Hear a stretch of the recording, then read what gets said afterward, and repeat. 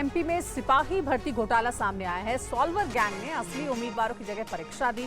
आधार card में photo, fingerprint भी update किया। परीक्षा देने के बाद फिर अपडेट किया गया। अब तक अलग अलग जिलों में कुल 19 के खिलाफ एफआईआर दर्ज किया गया है। देखिए, मध्य प्रदेश का ये मामला बताया जा रहा है जिसमें आधार कार्ड में फोटो से लेकर फिंगरप्रिंट सब अपडेट किए गए। TV9 रिपोर्टर शुभम गुप्ता ने इस पूरे घोटाले की जानकारी आप दे रहे हैं। उनकी एक रिपोर्ट आपको दिखाते हैं। ये जो तस्वीर आप देख रहे हैं ये कर्मचारी चयन मंडल के दफ्तर की है और इसी के तहत 2023 में परीक्षा कराई गई थी।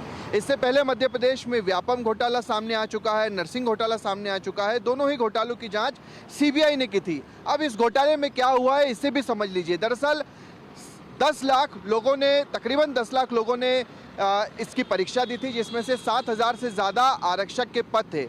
जिन आरोपियों ने परीक्षा दी वो खुद नहीं पहुंचे, उन्होंने अपने सॉल्वर को पहुंचाया। अब आप सोचिए कि सॉल्वर कैसे पहुंचा। आधार कार्ड को अपडेट किया गया। इसमें आधार कार्ड सेंटर्स की भी मिलीभगत है, जिन्होंने अपना फोटो जो सॉल्वर का था वो लगाया, फिंगरप्रिंट लगवाए और परीक्षा के 2 महीने बाद फिर से अपडेट करा लिया।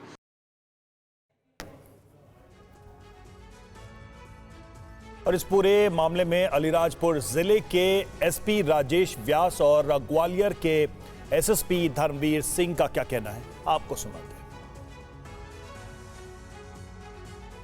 पुलिस मुख्यालय भोपाल द्वारा अलीराजपुर जिले को 29 अभ्यर्थी आवंटित किए गए थे और निर्देशित किया गया था कि इन सभी 29 जो अभ्यर्थी हैं इनके दस्तावेजों का ठीक से परीक्षण किया जाए।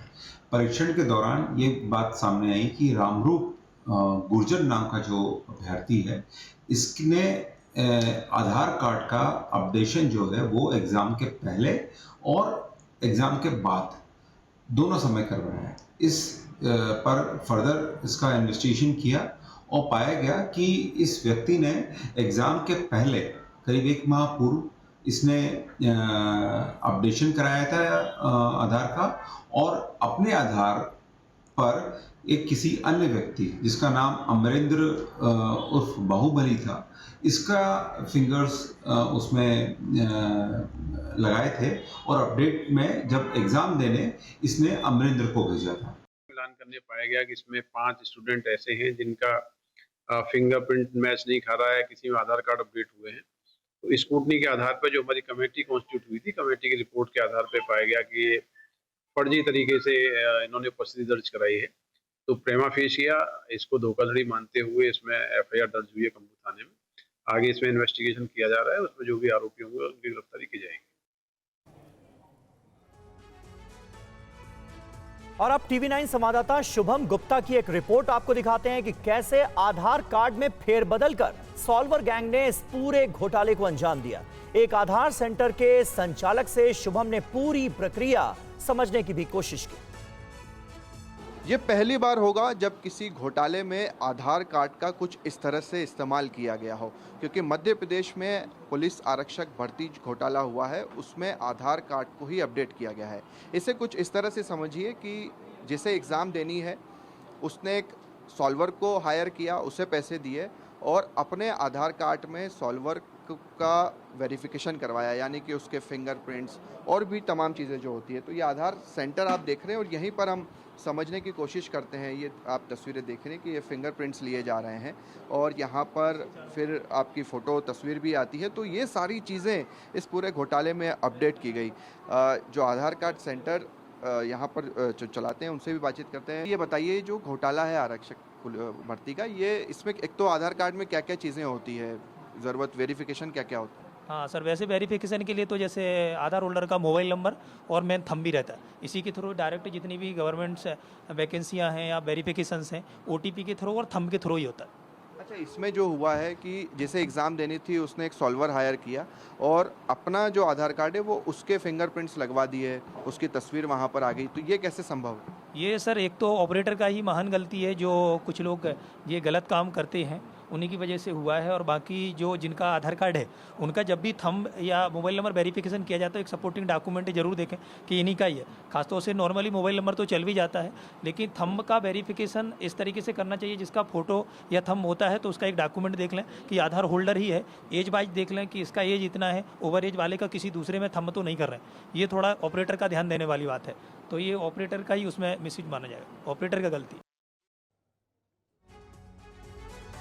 और बड़ी खबर है, कांग्रेस ने व्यापम से बड़ा घोटाला इसे बताया है। कांग्रेस ने सीबीआई जांच की मांग की है, भर्ती स्थगित कर दोबारा परीक्षा कराने की मांग। बीजेपी ने कहा कोई अपराधी बख्शा नहीं जाएगा, पुलिस मामले में कर रही है कार्रवाई। बीजेपी ने कहा है किसी को भी बख्शा नहीं जाएगा।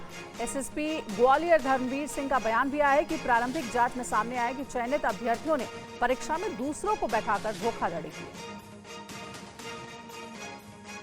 आरक्षक भर्ती मतलब मुख्यमंत्री जी खुद इस विभाग के मुखिया है और उनके विभाग में घोटाला हो रहा। सरकार घोटालों की सरकार हो गई, भारतीय जनता पार्टी की सरकार। इसके पहले आपने देखा नरसिंह घोटाला हुआ, व्यापम घोटाला हुआ जिसमें सीबीआई दोनों इसमें जांच चल रही है।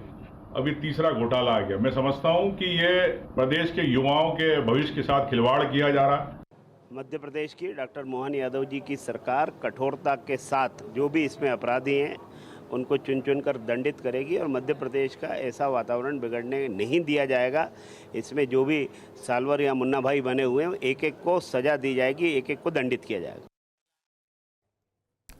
और हमारे साथ हमारे संवाददाता शुभम इस वक्त जुड़े हुए हैं, सीधे रुख करेंगे उनका। शुभम, सबसे पहले तो ये बताइए इस घोटाले को लेकर अब तक क्या खुलासा सामने आया है और इस पर जो आरोप लगाए जा रहे हैं कांग्रेस की तरफ से, सरकार ने उस पर क्या स्टैंड लिया है?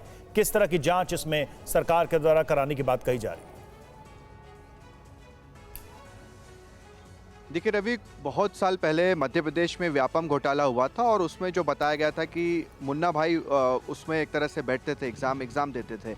अब इस घोटाले में भी कुछ इसी तरह की चीज़ हुई है और देश में पहली बार ये होगा कि आधार कार्ड में किस तरह से छेड़छाड़ की है। यानी कि आप देखिए कि जिससे परीक्षा देना है उसने एक सॉल्वर को हायर किया, उसके बाद अपना आधार कार्ड उसके नाम पर अपडेट करवाया, यानी अपने फिंगरप्रिंट्स, अपनी तस्वीर, और जब एग्ज़ाम होगी तो 2 महीने के बाद उसने फिर से अपडेट करवा लिया। 2023 में ये एग्ज़ाम हुई थी, 9 लाख छात्रों ने इसकी एग्ज़ाम दी थी, 7,000 से ज़्यादा पद थे।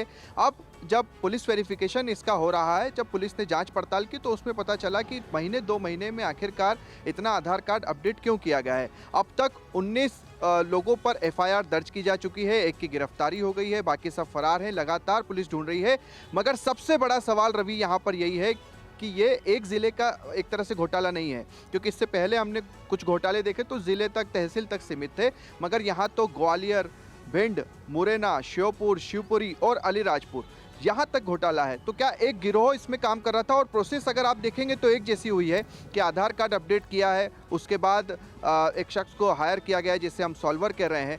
तो कांग्रेस तो इसकी मांग यही कर रही है कि एक बड़ा घोटाला है और इसमें जांच की ज़रूरत है, सीबीआई इंक्वायरी की ज़रूरत है, क्योंकि इससे पहले व्यापम हुआ उसकी भी सीबीआई जांच हुई, नरसिंह घोटाला हुआ उसकी भी सीबीआई जांच हुई। अब देखना होगा कि इसमें सरकार क्या इस पूरे मामले की किस तरह से जांच पड़ताल करवाती है, क्योंकि अभी तक इस मामले में एसआईटी गठित नहीं हुई है। अलग अलग ज़िलों के अलग अलग एसपी इस पर कार्रवाई कर रहे हैं। जैसे अभी हमने देखा कि अलीराजपुर के एसपी थे, वो बता रहे थे कि हम 19 अभ्यर्थियों की जांच पड़ताल कर रहे थे जिसमें से कुछ सामने आए हैं।